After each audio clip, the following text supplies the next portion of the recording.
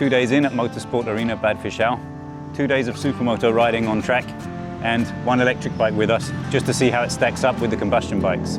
A lot of curiosity about this thing, especially on my side. I've ridden the motocross version before, but this is the first time on the Supermoto and the first time on track.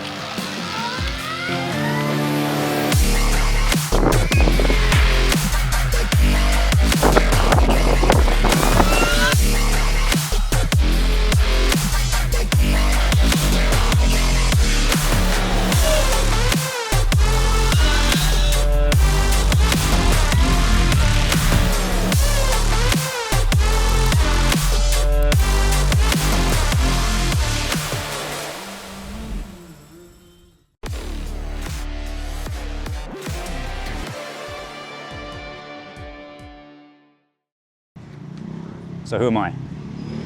Reno. 20 years in the motorcycle industry, design leadership, working with brands such as Triumph, KTM, Husqvarna, Gas, and many more. Leading from a product strategy point of view, and always with a design background. So what did I know about the VARG before coming here today? I'd ridden the bike briefly off-road, so I had a good feeling for the lightness, the agility, also the ergonomics and how that bike comes together. Also the power, which in the short ride off-road was incredibly impressive. The big question, however, is always how you get that power to the ground.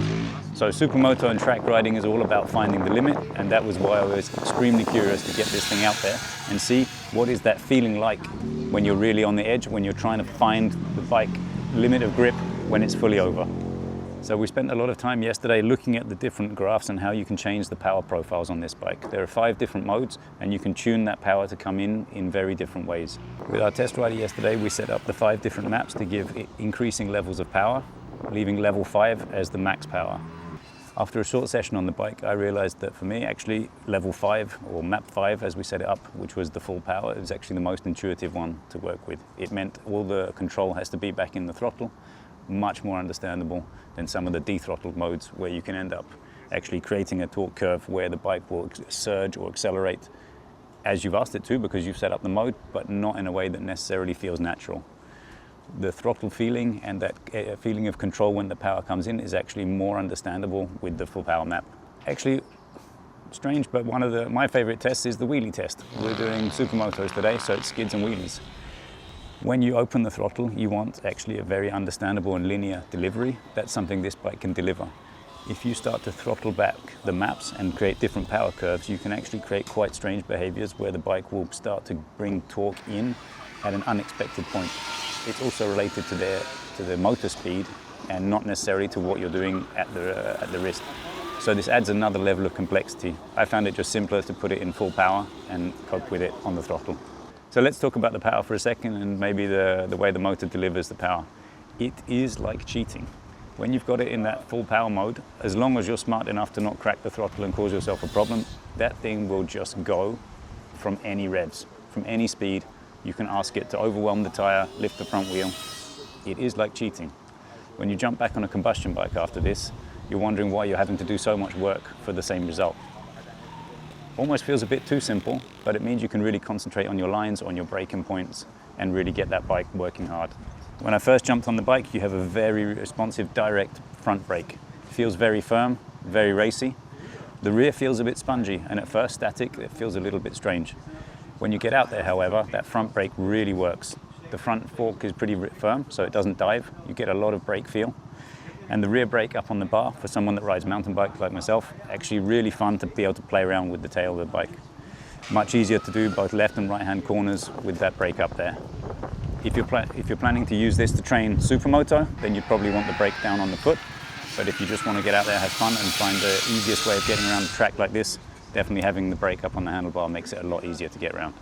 So sliding into the corner on this, I got to say, when I'm riding a combustion bike, I tend to use the gears to get the bike to drift in. It's a much safer way of doing it. You need less control of the rear brake, and eventually the rear wheel comes back up to speed based on the engine speed.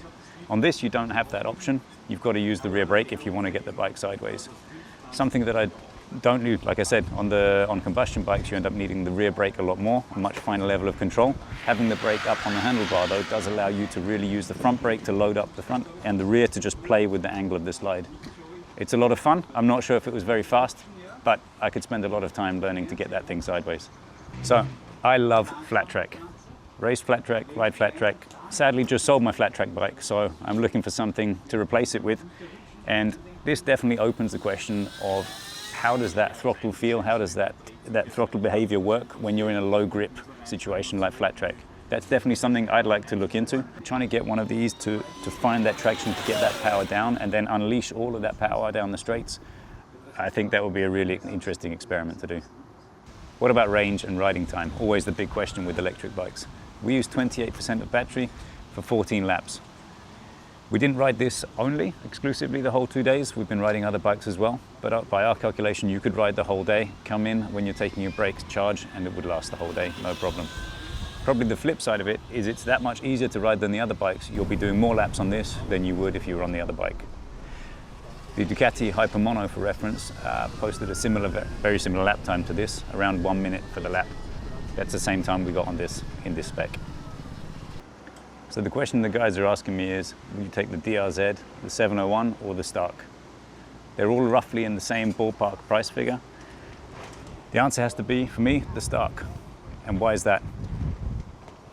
I've got a range of bikes at home, so if I was picking up a Supermoto, I'd want to ride it on track. I'd want it a bit more focused, and I'd want something that's basically bringing big smiles. I'm not going to be necessarily racing the thing, so it's all about big skids, big wheelies, and playing with that limit of traction. Poking the demon and having a bit of fun and seeing how close to the big slide you can get. And on one of these, there's definitely a lot of poking you can do. If you've got any question about the tech specs, there's another 1000 PS video where all those figures are in there. If you've got any questions, stick them in the comments below.